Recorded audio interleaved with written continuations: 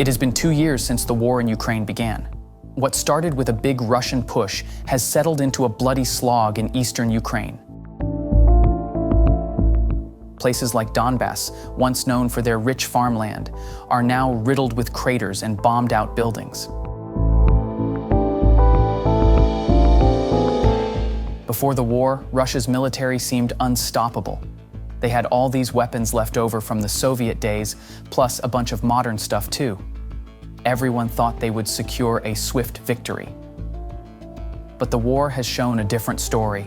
Ukrainian forces, fueled by Western support, have defied expectations with fierce resistance. Russia is facing mounting casualties and logistical problems. Western sanctions are also starting to bite, crippling the Russian economy. The outcome of the war remains uncertain, but one thing is clear: Ukraine's resistance has been far more effective than anyone expected.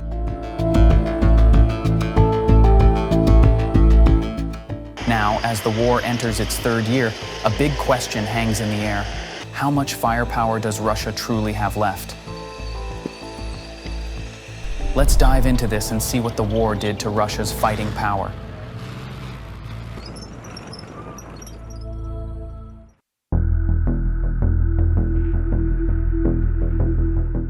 On paper, Russia's military boasted a fearsome reputation.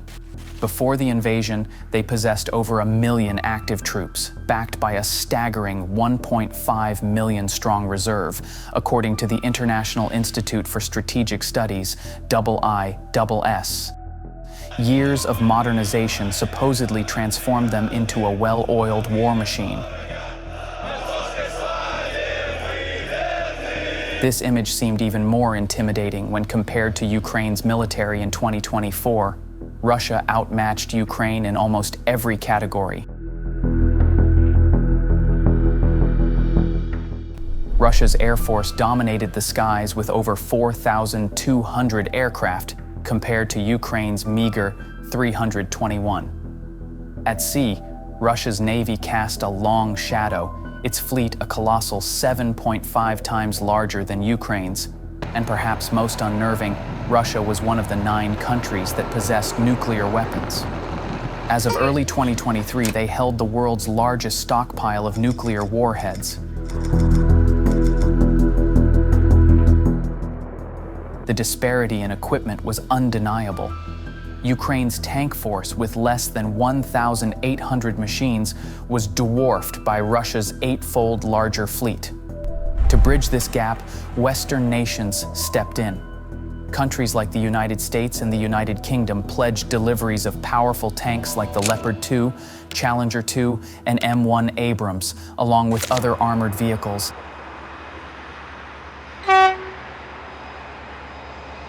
And beneath the surface, cracks were starting to show.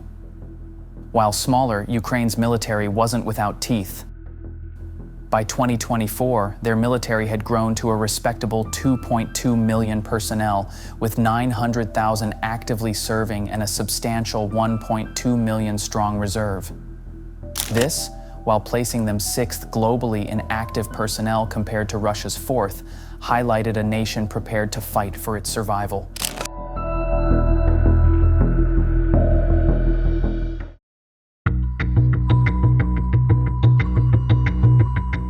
The harsh reality of war has taken a heavy toll on Russia's firepower.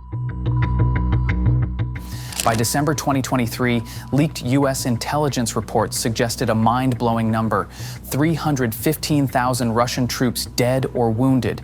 That's nearly 90% of the force they had before the invasion. Ukraine's numbers are even higher, claiming over 435,000 Russian casualties. With neither side giving out official numbers, it is hard to say for sure, but the damage is clear.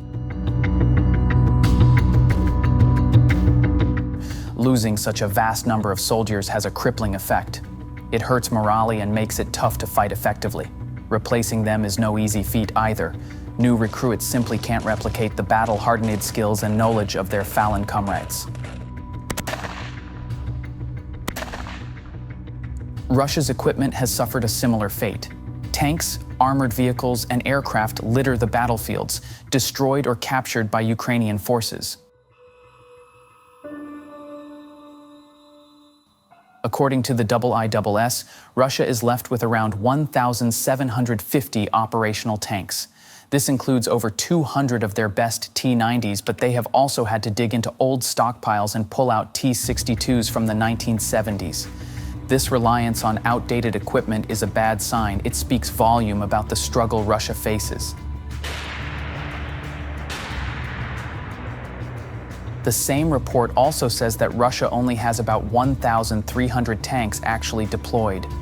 Some of those are in such poor condition they're basically glorified bombs on wheels, posing more danger to their own crews than the enemy.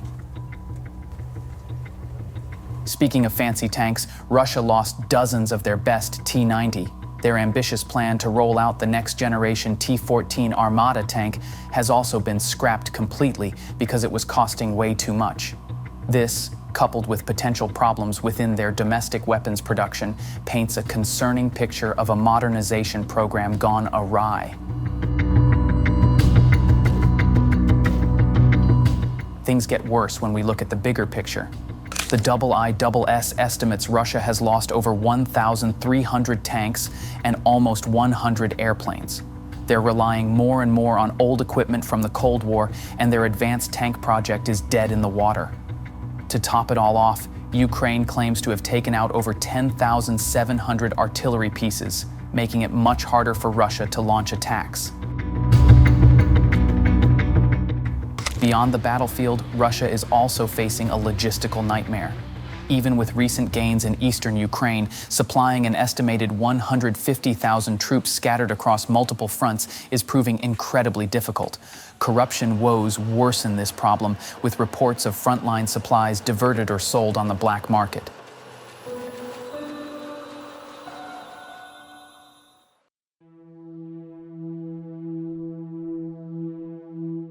Despite early setbacks, Russia has adapted and continues offensive operations. After a brutal winter with slow gains, momentum seems to be shifting back in their favor. Capturing the entire Donbas region seems to be their main goal, regardless of the human and equipment costs. Russia has been beefing up their forces in a big way. They have increased troop numbers through mobilization and convict recruitment. In August 2022, Putin bumped up active troop numbers by 13%, or around 137,000 extra soldiers, to reach a total of 1.15 million. A partial mobilization added 300,000 reserves. According to the IISS, Russia now has 1.1 million active troops, with 500,000 in the army, plus a reserve force of 1.5 million. Meanwhile, things are tough for Ukraine. They struggle to replace lost soldiers and face dwindling Western aid, particularly from the US. This year, Ukraine's focus might shift to pure survival. So, with a strengthened Russia and a struggling Ukraine, will Kyiv manage to repel the offensive and secure enough support to turn the tide?